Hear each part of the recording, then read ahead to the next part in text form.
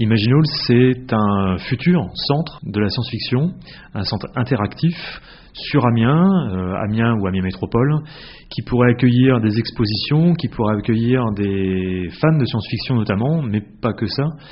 Le terme musée est un terme qui serait un peu passéiste, mais en tout cas il se veut quand même à peu près à la pointe, et surtout axé sur le terme de Jules Verne. Sur Amiens, Jules Verne est connu.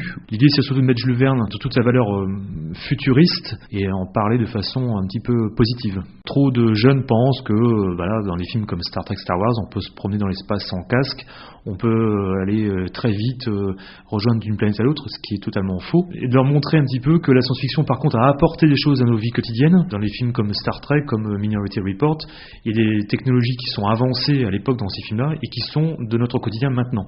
Donc l'idée, c'est surtout d'avoir des grands halls d'exposition avec, pourquoi pas, des vaisseaux, des tenues de films de science-fiction, de séries de science-fiction, aussi des livres, puisqu'on la base est comme Jules Verne, d'expliquer ces livres, ce qu'ils ont apporté dans la culture française et internationale, mais également ensuite de développer ces thématiques avec les scolaires et leur expliquer pourquoi c'est bien et pourquoi c'est pas bien. Jules Verne, visiblement, est l'un des précurseurs mondiaux de la science-fiction.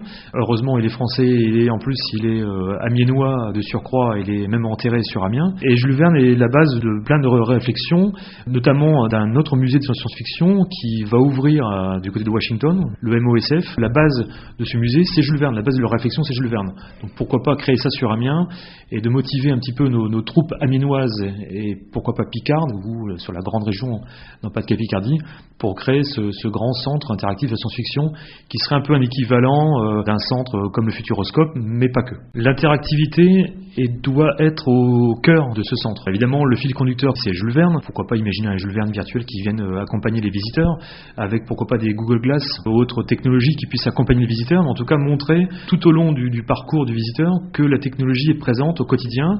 Imaginons aussi ce bâtiment lui-même créé autour de nouvelles technologies, avec pourquoi pas des acteurs picards qui viendraient créer ce bâtiment avec des énergies renouvelables, avec donc il y a beaucoup de choses qui pourraient se faire, en tout cas l'interactivité, et puis que ce centre puisse évoluer dans le temps. Il serait bien d'avoir plusieurs salles différentes dans le centre, évidemment des salles dédiées au cinéma, aux séries de télé, aux écrivains, mais également des salles vides, mais qui seraient remplies par les artistes. Alors ça peut être les artistes peintres, ça peut être les artistes de musique, parce qu'il y a beaucoup de musiques qui sont créées autour de la science-fiction, mais également des signatures, pourquoi pas. Alors il y a beaucoup d'auteurs de science-fiction actuels, qui sont encore vivants, bien heureusement, et des bandes dessinées aussi autour de la science-fiction.